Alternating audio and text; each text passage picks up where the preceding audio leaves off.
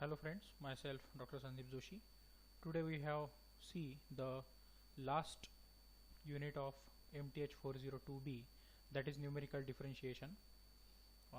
एक सूचना आहे हे चॅप्टर सुरू करण्यापूर्वी की पेपरला जाताना समजा हा पेपर जर थेरॉटिकल असेल किंवा ऑब्जेक्टिव्ह जरी असला तरी या पेपरला जाताना तुम्हाला कॅल्क्युलेटर हे आवश्यक आहे, कारण ह्या चॅप्टरमध्ये तुम्हाला कॅल्क्युलेटरशी रिलेटेड एक्झाम्पल्स असतील की ज्याच्यामध्ये तुम्हाला कॅल्क्युलेटरचा यूज करावा लागेल. ओके, जसं फर्स्ट इयरला थर्ड पेपर जो होता जो ज्याच्यामध्ये खूप साऱ्या मेथड्स होत्या आणि तुम्हाला कॅल्क्युलेटर वापरावं लागायचं, तसंच ह्या पेपरमध्ये पण हे एक चॅप्टर आहे युनिट नंबर 4 की ज्याच्यामध्ये तुम्हाला कॅल्क्युलेटरचा यूज करावा लागतो. ओके, तर थेअरी एक्झाम जर झाली तर तुम्हाला कॅल्क्युलेटर आवश्यक आहे, तसं तुमच्या प्रश्नपत्रिकेमध्ये दिलेलं असेल, किंवा ऑब्जेक्टिव्ह जरी झाली तरी तुम्ही ते सोबत ठेवा.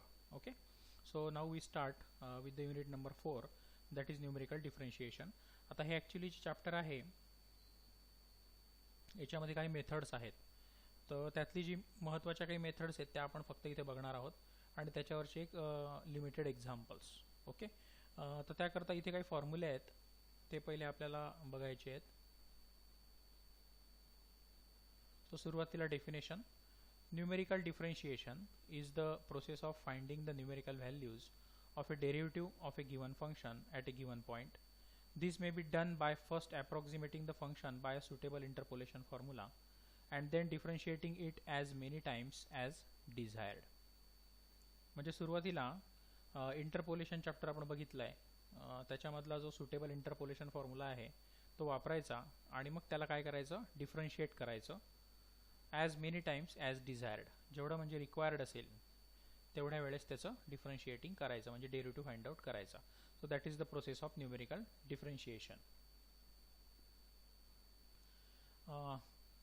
काही ज्या मेथड आहेत त्यांचं एक शॉर्टमध्ये तुम्हाला मी इथे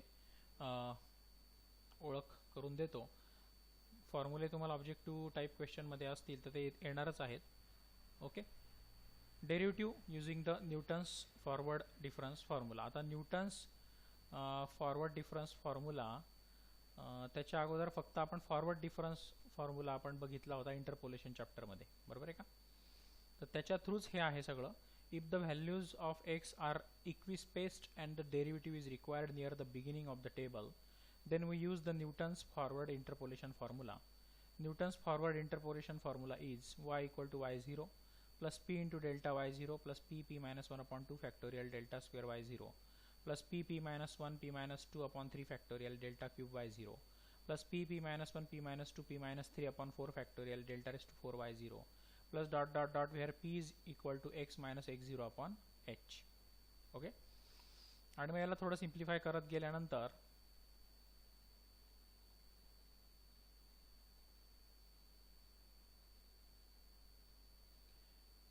या वायचा इथे डेरिव्हेटिव्ह काढलेला आहे. Differentiating equation 1 with respect to p, मग हा डेरिव्हेटिव्ह आला तुमचा. आता डेरिव्हेटिव्ह म्हणजे कसा असतो की चेन रूल वापरला इथे. आता dy बाय डी आला आहे तो, कारण विथ रिस्पेक्ट टू पी केला आहे. But we want dy by d म्हणून मग इथे चेन रूल वापरला. dy by d using chain rule असा लिहिता येईल, that is dy by d into d by d बरोबर आहे. That is equal to dy by d into 1 by h. Okay, कारण p म्हणजे काय तुमचा x minus x0 upon h. so dp by dx, या p चा with respect to x जर derivative काढला तर तो 1 बाय h इंटू x चा डेरिव्हेटिव्ह काय असेल 1. So it will be only 1 by h. तर तो हा 1 बाय h आहे. आणि मग सगळ्या व्हॅल्यू इथे पुटअप केल्या. dy बाय dp म्हणजे हा टाकला, ही पूर्ण टर्म इक्वेशन 2 ची ही पाही, आणि त्याला 1 बाय h ने मल्टिप्लाय केलं. So dy by dx equal to 1 by h delta y0 plus 2p minus 1 upon 2 delta square y0 plus 3p square minus 6p plus 2 upon 6 delta cube y0 plus dot dot dot. Equation number 3. Now if x equal to x0, आता याच्यामध्ये x equal to जर x0 टाकला तर p ची value काय होऊन जाईल, 0 होऊन जाईल, कारण x बद्दल x0 म्हणजे x0 minus x0 that will be 0, बरोबर आहे.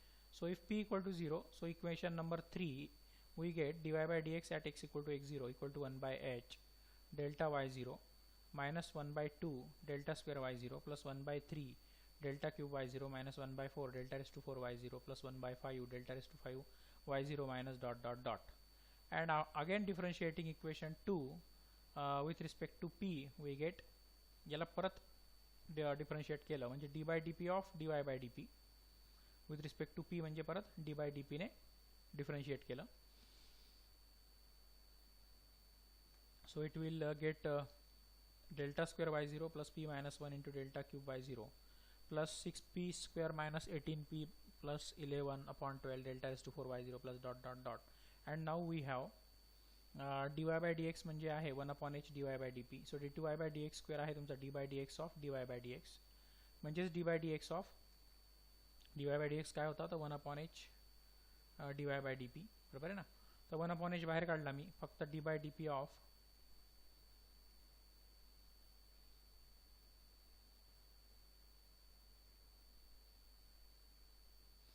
by taking y equal to dy by dp. लक्षात घ्या इथं y जो आहे त्याच्याबद्दल काय घेतला आहे मी dy by dp. ओके म्हणजे ही टर्म आली तुमची डेरिव्हेटिव्ह काढल्यानंतरची 1 by h बाहेर d by dp y म्हणजे dy by dp बरोबर आहे इंटू परत p च्या डेरिव्हेटिव्हने मल्टिप्लाय करावं लागेल that is dp by dx म्हणजे तो आला 1 upon h d by dp dy by dp into dp by dx आला का हा that is equal to 1 upon h into परत dp by dx काय येईल तुमचा 1 by h आहेच. So 1 by h into 1 by h square d by dp of dy by dp. Okay and therefore dy by dx square equal to आला मग तुमचा 1 upon h square into d by dp of dy by dp म्हणजे ही term ही पाहिजे. So that is your second derivative and putting again x equal to x0 and hence we get again p equal to 0. We get d2y by dx square equal to 1 upon h square delta cube y0 delta square y0 minus delta cube y0 plus 11 by 12 delta raised to 4 y0 minus 5 by 6 या पद्धतीने. On the similar manner we find the d3y by dx cube म्हणजे third derivative at x equal to x0. So it will be starts from 1 upon h cube into delta cube y0.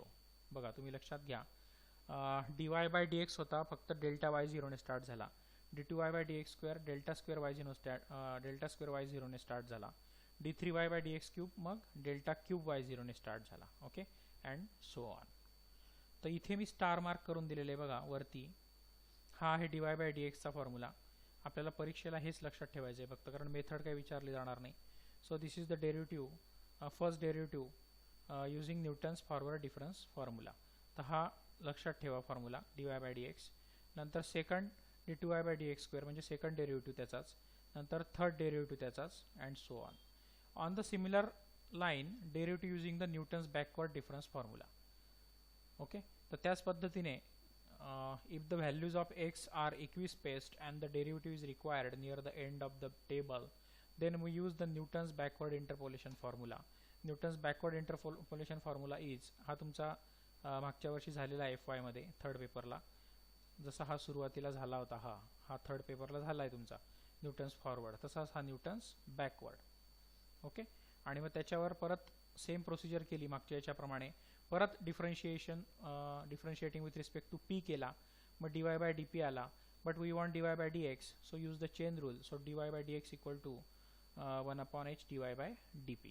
Okay इथं dy by dx पाहिजे it is not p वहीमध्ये लिहिताना इथे dy by dx करा आणि मग हा पहिला डेरिव्हेटिव्ह आला तुमचा first derivative dy by dx equal to 1 upon h del yn बॅकवर्डसाठी डेल ऑपरेटर वापरतात हा डेल ऑपरेटर आहे सगळीकडे del square del cube. Okay del yn plus 2p plus 1 upon 2 del square yn plus 3p square plus 6p plus 2 upon 6 del cube yn plus 4p cube plus 18p square plus 22p plus 6 upon 24 del raise to 4 yn plus dot dot dot. आणि याच्यामध्ये मग आपण टाकला x equal to x0 and hence p equal to 0 x equal to xn sorry कारण आपला इथं p काय आहे x minus xn upon h.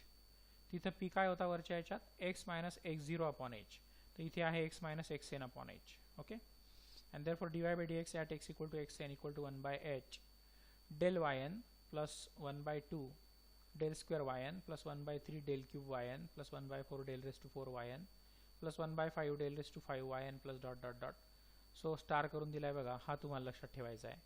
नंतर परत after differentiating equation two with respect to p we get बिलकुल मागच्यासारखं जे न्यूटन्स फॉरवर्डमध्ये केलं तसंच न्यूटन बॅकवर्डमध्ये putting again x equal to x n and hence p equal to 0 so we get d2y/dx² हे लक्षात ठेवायचं आहे आपल्याला. आणि सिमिलरली थर्ड डेरिव्हेटिव्ह पण फाइंड आउट करता येईल d3y/dx³ at x equal to xn. Okay, so this will be the step. अशा पद्धतीने हे 6 फॉर्म्युले आहेत जे लक्षात ठेवायचे आहेत आपल्याला. न्यूटन्स फॉरवर्डसाठी 3 आणि न्यूटन्स बॅकवर्डसाठी 3. आणि मग त्याच्यावरचं एक सिंपल एक्झाम्पल. पुस्तकात अजून खूप सारे एक्झाम्पल सॉल्व आहेत पण ह्या चॅप्टरमध्ये मी जास्त डिटेल जात नाही कारण याच्यानंतर पुस्तकात एक्झाम्पलच एक्झाम्पल आहे. आपण ते काढा. प्रॅक्टिकलचा यूज मागच्या वर्षी होताच तुम्हाला तो विषय पेपर नंबर 3 जो होता FYBSCला तो प्रॅक्टिकल तो सगळे काय होतं तुमचं कॅल्क्युलेटर वापरूनच सॉल्व करायचे एक्झाम्पल होते, बरोबर आहे. त्याच्यामुळे तिथे ज्या मेथड झालेल्या आहेत त्या स्टेपचे हे एक्झाम्पल आहेत, पुस्तकात सॉल्व आहेत, तर तुम्ही बुक्स काढून ते बघू शकतात. Okay, so find first second and third derivative of f of x at x equal to 1.5 if x equal to दिला आहे तुम्हाला 1.5, 2.0, 2.5, 3.0, 3.5, 4.0 आणि y म्हणजे असतो f ऑफ x आणि त्याच्यासाठी ह्या व्हॅल्यू दिलेल्या आहेत तुम्हाला सगळ्या. So we have to find the derivative of y equal to f of x at x equal to 1.5 which is at the beginning of the given data, that is x equal to x0.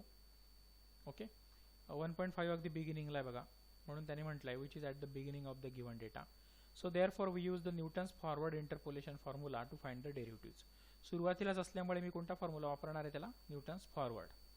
Backward असता म्हणजे समजा तुम्हाला find out करायला लावली असती derivative of f of x at x equal to 3.5 समजा किंवा x equal to 4, तर तुम्हाला हा बॅकवर्ड डिफरन्स म्हणजे ह्या खालच्या व्हॅल्यू वापराव्या लागल्या असत्या. बघा माझा ॲरो जिथं फिरतोय तिथे ह्या इथे. आता फॉरवर्ड असल्यामुळे ह्या व्हॅल्यूवर चालेल सगळा वरच्या. लक्षात आलं का, ह्या वरच्या व्हॅल्यू. ओके, मग ह्या पद्धतीने तुमचा टेबल प्लॉट करून घ्यायचा. एक्सच्या व्हॅल्यू, वायच्या व्हॅल्यू म्हणजे f ऑफ x, नंतर सेकंड व्हॅल्यूमधून फर्स्ट व्हॅल्यू गेली. आता हे आपण फर्स्ट इयरलाच्या पेपरमध्ये करत होतो फॉरवर्ड डिफरन्स फॉर्म्युल्यामध्ये. नंतर परत सेकंडमधून फर्स्ट गेला 13.625 मधून 7 गेला हा आला, याच्यामधून हा गेला हा आला, याच्यामधून हा गेला हा आला, याच्यामधून हा गेला आणि हा आला. सेम चालू ठेवायचं, त्याला म्हणतात डेल्टा वाय. पुढे असणारे delta square y, delta cube y, delta raise to 4 y, जोपर्यंत इथे कॉन्स्टंट टर्म किंवा 0 येत नाही तोपर्यंत. ओके, सो आता याच्यामध्ये परत याच्यातनं ही व्हॅल्यू गेली ही आली, याच्यातनं ही व्हॅल्यू गेली ही आली, याच्यातनं ही व्हॅल्यू गेली ही आली, याच्यातनं ही व्हॅल्यू गेली ही आली. That is called delta square Y. नंतर डेल्टा क्यूब वाय, याच्यातनं हा गेला हा आला, याच्यातनं हा गेला हा आला, याच्यातनं हा हे आला. नंतर डेल्टा क्यूब ह्या व्हॅल्यू त्यामध्ये आल्या. नंतर आता काय करायचं, शेवटी याच्यातनं ही गेली, दोघंही सेम एसो 0, इथे पण याच्यातनं ही गेली सेम एसो 0. सो इथे तुमचा टेबल स्टॉप होतो. आणि मग तिघही फॉर्म्युले आहेत आपल्याकडे, तिघही फर्स्ट सेकंड आणि थर्ड डेरिव्हेटिव्हचे. आता ज्याच्यासाठी तुम्हाला फाइंड आउट करायची आहे व्हॅल्यू, कोणासाठी, x इक्वल टू 1.5 साठी, म्हणून x0 घ्यायचा त्याला 1.5. त्याच्यासाठी y0 किती आहे बघून घ्यायचा, तो आहे 3.375. बघा h म्हणजे ह्या दोघांमधला डिफरन्स प्रत्येकामधला 2.0 मायनस 1.5 म्हणजे 0.5, 2.5 मायनस 2 0.5, 3 मायनस 2.5 0.5, कुठलाही घ्या. Okay, so that is called as h. And therefore we use the formula for first second and third order derivatives, that is dy by dx at x equal to x0, that is f dash of x0. x0 म्हणजे 1.5 equal to 1 upon h. हा तो formula आहे जो वरती मी तुम्हाला लिहून पाठ करायला सांगितला होता. त्याच्यामध्ये x0 ची व्हॅल्यू 1.5 टाकली मी आणि h ची व्हॅल्यू 0.5 आणि मग डेल्टा y0 काय तुमचा हा पहिला. ओके, नंतर डेल्टा स्क्वेअर y0 हा, नंतर डेल्टा क्यूब y0 हा, आणि डेल्टा रेस टू 4 पासून सगळं 0, त्याच्यामुळे हे लिहायची गरजच नाही किंवा इथून पुढे तो फॉर्म्युला येणारच नाही, म्हणून इथपर्यंतच बघा ब्रॅकेट स्टॉप. आणि मग याला कॅल्क्युलेटरवर टाका, सिंपल कॅल्क्युलेशन करा, ही आली तुमची 4.75 फर्स्ट डेरिव्हेटिव्हची व्हॅल्यू. नंतर सेम सेकंड डेरिव्हेटिव्हचा फॉर्म्युला आहे तुमच्याकडे, that is F double dash of x0. Put up केला, परत x0 ची व्हॅल्यू 1.5, h ची व्हॅल्यू 0.5, नंतर इथे येणार फक्त डेल्टा स्क्वेअर वाय झिरो आणि डेल्टा क्यूब वाय झिरो, म्हणजे ही आणि ही व्हॅल्यू बघा. Okay, use the calculator, then you get value is equal to 9.00. Similarly d3y by dx cube आहे, that is f triple dash of x0 equal to 1 by h cube starting from delta cube y0. पुढच्या term मला वाटतं सगळे झिरोच होणार आहे. Formula फक्त माहीत असू द्या. म्हणजे ही आली तुमची डेल्टा क्यूबची व्हॅल्यू 0.75, ती टाकली इथे बघा, आणि 1/0.5 चा cube. So use calculator, you get the answer is equal to 6. Okay, तर अशा पद्धतीने न्यूटन्स फॉरवर्ड आणि बॅकवर्डवरचे हे जे फॉर्म्युले आहेत तीन ते तुम्ही लर्न करून ठेवा, आणि त्याच्यावरचे अशा टाईपचे एक्झाम्पल पुस्तकात आहेत, बरेच सॉल्व आहेत. जसेच्या तसे एक्सप्लेन करायची काही गरज नाही आता मला वाटतं. तर ह्या चॅप्टरमध्ये एवढंच आहे. थोडेफार 1-2 अजून जे फॉर्म्युले आहेत ते काही मी घेत नाही आहे, कारण थोडं रिस्क आहे त्याच्यामध्ये, तुमचे आन्सर येणार नाही प्रॉपरली. तुम्हाला वाटलं तर तुम्ही तिथून रीड करू शकतात. It is very easy. Formula base आहे. व्हॅल्यू पुटअप करायच्या, कॅल्क्युलेटरचे बटन दाबायचे आणि आन्सर फाइंड आउट करायचे. प्रॅक्टिकलमध्ये याच्यावरचे 5-6 एक्झाम्पल सॉल्व केलेले आहेत, जे तुम्हाला प्रॅक्टिकलमध्ये मी दिल्यानंतर सापडतीलच. तर परीक्षेला जाताना तेही एक्झाम्पल बघून ठेवा, म्हणजे तुम्हाला काही अडचण येणार नाही. तर इथे तुमचा ह्या युनिटचा सिलेबसही संपलेला आहे. युनिट फार छोटं आहे, पुस्तक जरी उघडून बघितलं तरी त्याच्यामध्ये 4-5 पानांचं ते युनिट आहे. त्यातले मी इथे 5-6 पानं ऑलरेडी एक्सप्लेन केलेले आहेत. साधारण 10 पानाचं युनिट असेल मागून पुढून, त्यातले 5-6 पानं मी इथे एक्सप्लेन केलेले आहेत. उरलेले जे आहेत 4-5 पानं त्याच्यावर सेम टाईपचे एक्झाम्पल सॉल्व आहेत. So take it as a homework, solve करा आणि फॉर्म्युले हे पाठ करून घ्या, म्हणजे तुम्हाला परीक्षेला काही अडचण येणार नाही हे फॉर्म्युले. ओके, म्हणजे न्यूटन फॉरवर्डचे आणि न्यूटन बॅकवर्डचे. ओके, तर इथे तुमचा ह्या युनिटचा सिलेबस पण संपला आहे, प्लस तुमच्या पूर्ण SYBSCचा जो सिलेबस आहे, म्हणजे 4 चॅप्टर MTH 401चे आणि 4 चॅप्टर MTH 402Bचे, हे 4-4-8 चॅप्टर इथे संपलेले आहेत. याच्यानंतर हे जेव्हा आपले सगळे लेक्चर संपलेले असतील, जेव्हा मी तुम्हाला हे लेक्चर टाकलेलं असेल आज शेवटचं, ते तुम्हाला ऐकायला मिळेलच. त्याच्या 2-3 दिवसांनी मी तुम्हाला गुगल फॉर्मवर एक लिंक शेअर करणार आहे, जी मागच्या सेमिस्टरला पण केली होती प्रॅक्टिकल संदर्भात. त्या गुगल क्लासरूमला तुम्ही जॉईंट व्हायचं आणि तिथे सेकंड सेमिस्टरचे 8ही प्रॅक्टिकल ऑलरेडी मी अपलोड केलेले आहेत PDF फॉर्मॅटमध्ये. ते तुमच्या जर्नल्समध्ये लिहून ठेवायचे, की जेणेकरून तुम्हाला समजा फायनलला जर प्रॅक्टिकल झाले, समजा म्हणजे काय होणारच आहे, कारण फर्स्ट सेमला झालं नाही आहे, त्याच्यामुळे सेकंड सेमला होणार आहे दोघंही सेमिस्टरचे प्रॅक्टिकल.